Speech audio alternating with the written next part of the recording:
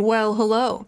Recently, Mod 21 was released, and with it came a new package in the Zen store, alongside a bunch of other things, but the main focus today is going to be on the new package that was released in the Zen store, the 30k level 20 character boost. And the purpose of today's video is to discuss what all exactly you get in that, because it's not appropriately described, and then also to discuss whether or not I think it's a good value. I did purchase this for my first bard that I'm going to have on the live server. I used the 50% off coupon with it, and it was a great decision, but we'll talk more about that at the end. I will be doing a second bard, and I'll be doing that one more naturally, but I wanted to have this one reach endgame as fast as possible so that I could start showing some healer gameplay and dungeon runs and stuff on this channel, which I do have and I do plan to post in the coming days. But my bard right now on the live server is 48k, so not as high as I can go. A lot of my enchantments are rank 9, but I'm good enough to do pretty much anything, which is what I wanted. Now, let's discuss what all comes in the character boost package. Actually, before we do that, something that's important to note is that whenever you go to the pack in the Zen store, you can purchase it on any character on your account and transfer it to the character you want to use it on, but you don't want to open it unless it's on the character that you want the level boost to be applied to. I don't know if it will stop you from using it if you're already max level and you try to open it, but just to be safe, don't open this until it's on the character you want the boost to be on.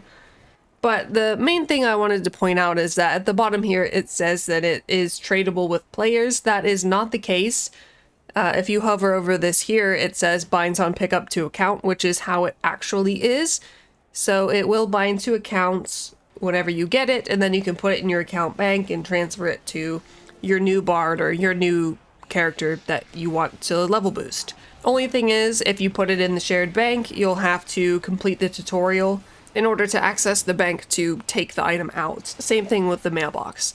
Luckily, the tutorial is very easy and you can ignore the majority of it and still and get through very quickly.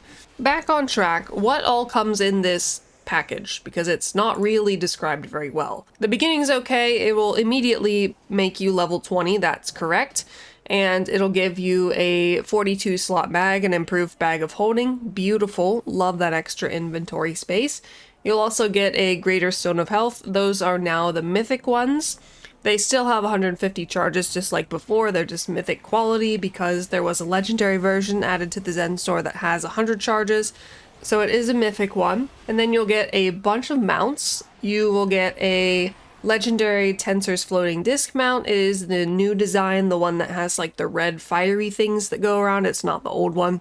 So you'll get that at the legendary mount. You will get a painted owlbear mount choice pack. It has the 5 different owlbear mounts in it at epic quality, and you can pick which one you want. And everything in the pack is also bound to either account or character whenever you open the Glory of Neverwinter pack also. So you're not able to sell any of this stuff. Other mounts you get are the blue glazed giant beetle mount, which I've never seen before. It's really cool looking, but it is only uncommon quality, so it's just for appearances, basically. Sorry, somebody in-game just messaged me happy birthday. I don't know why, because my birthday was like 6 months ago, but, you know, whatever. Another mount, you get a stick pony mount choice pack, also uncommon, mostly for vanity, for looks.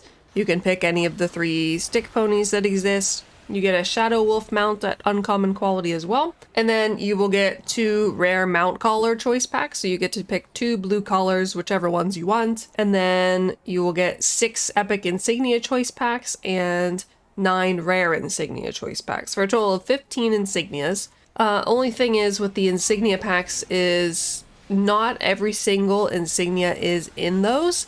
There's a variety each time, like 1 barbed insignia, 1 enlightened, 1 illuminated, like 1 of each category, but they're different they come in sets of 2. The best way I can describe it is you get 2 epic insignia packs with these certain insignia options, 2 with different options, and then 2 others with even more options. So not all of them are available. They're just really basic ones, but it will help you if you're starting out. Same thing with the rare insignia packs too. It's not all of them in each of the package. It's just a few specific ones that you can choose from. That is all the mount related stuff. So now we can move on to companions, because that's also pretty important. So as far as companions go, you will get a legendary war boar companion. So you have one legendary companion in there, and then you will get an epic Myconid companion, and a rare Dread Warrior companion, a Kenku Archer companion, and Green Slime companion, and both of those are uncommon. So you get a total of 5 companions at different rarities, and then also 1200 item level companion equipment, 3 pieces of that, a neck, a ring, and a talisman. Not that it really matters what type of equipment those are. The stats on them are okay. There's only 1 runestone slot in each of these, so the talisman has crit and accuracy with an offense slot. The ring has accuracy and deflection with a defense slot, and then the necklace has crit and awareness with an offense slot.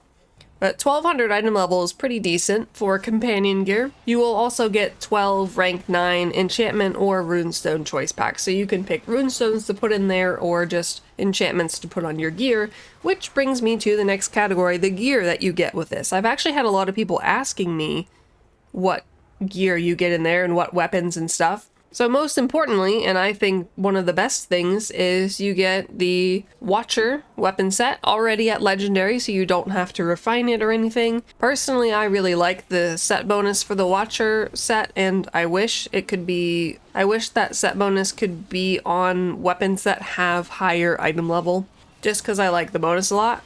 But I did end up going to Avernus and replacing them with the Legion Guard just for the increased item level. So you do get that legendary weapon set, and then you get a new gear set called the Glory of Neverwinter gear set. It's not any gear that exists in the game somewhere else, just put into a package. It is a new gear set, and it looks pretty cool. I hope I have a picture of it all equipped on me. If not, I will make one. So you get, of course, the head, armor, arms, feet, 2 rings, shirt, and pants in that Glory of Neverwinter category. They are all 1225 item level. And then as far as the artifact set goes, you'll actually be getting an epic Zariel artifact set. So you'll get an epic quality artifact Sword of Zariel, and then you'll also get epic quality Chains of Glory and Belt of Victory to use as your artifact set until you replace it with something else. And you will also get it's called a Seasoned Adventurer's Artifact Pack. And in that pack is a choice between legendary quality Cragmire artifacts. So you can pick either Legendary Lantern, Legendary Waters, or Legendary Catalog.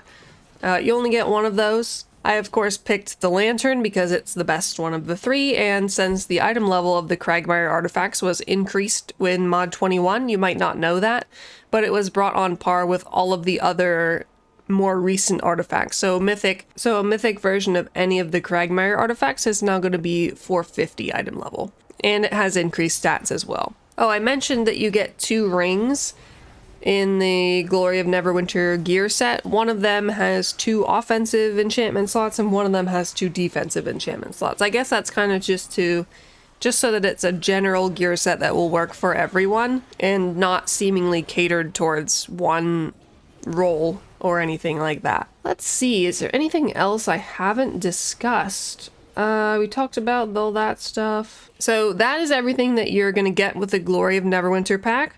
Obviously, you'll of course be raised to level 20, and once you equip everything that is given to you, you'll be at 30k item level, which is as the pack advertises. So now that we've discussed everything that you get in it, we should talk about the value. I have not added up the value of all the individual items. That would be a lot of effort, but it is in the Zen store for 5,000 Zen, which I believe is the same price that the Nox's recruitment token thing used to be. That's what this replaced. You would get a level 70 character before. And I used the 50% off coupon that everyone got for free. By the way, if you have not claimed that, check the reward claims agent. There is a 50% off any item coupon in there that you can use on anything in the Zen store. And then also, if you are using existing characters, there is a adventurer's gear cache thing to claim in there also. That stuff's not going to be particularly useful to most existing characters unless you were level boosted with mod 21 from wherever you were in your leveling process to level 20. So honestly, at the 50% off price that I got this for, it is an amazing deal. It saved me about 10 hours roughly of leveling the character, which is perfect, exactly what I needed. I needed it to be maxed quick so that I could, it's basically a YouTube character. Like, this is what I'm going to be playing for the next a while. One of them, it's going to be a main on par with cleric level playtime. But that's exactly what I needed.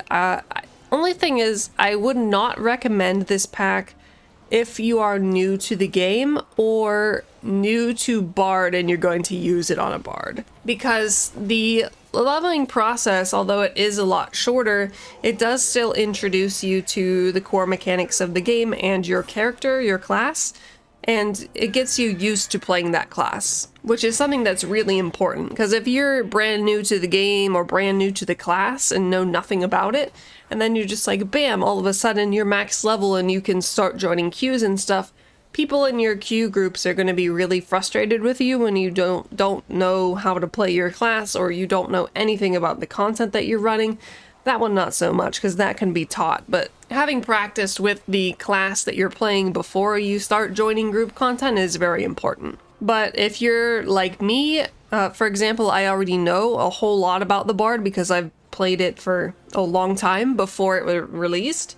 So I don't need to go through that process because I've already had that experience under my belt. I will eventually go through and do all the adventures because this pack does not auto-complete the leveling adventures for you. I should have mentioned that earlier.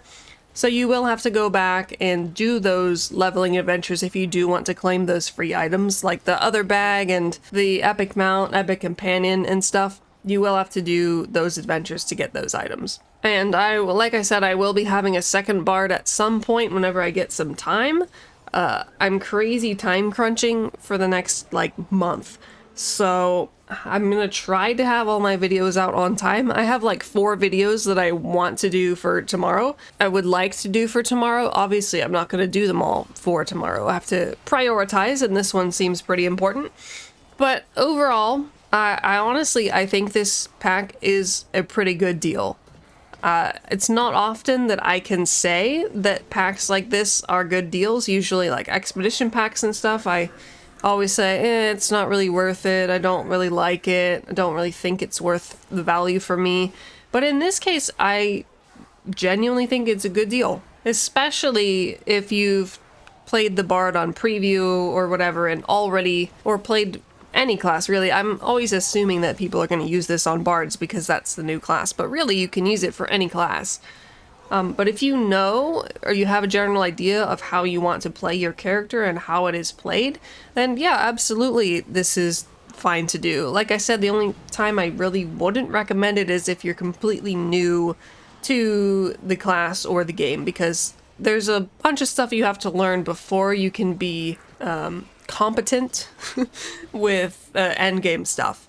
Actually, I think that's all I wanted to talk about today. Mainly, I just wanted to give an overview of everything that was in here because it's not properly described like I feel like it should be in this tooltip. How lockboxes list everything you can get, I think this should also list everything that you can get specifically because people are confused and want to know, understandably. That way you can all make informed purchase decisions. So yeah. Thank you for watching or listening or whatever. Hopefully you enjoyed whatever Bard gameplay I decided to put in the background, probably a dungeon run of some sort. I hope you all are enjoying the Bard and Mod 21 so far. There's a few hiccups and bugs and stuff that need to be fixed, but that always happens with launches, and overall I would consider this to be a pretty smooth launch for a mod. Hope you all have a fantastic day, night, evening, or morning, or whatever time of the day you are in live. I'm gonna leave now. Okay, bye!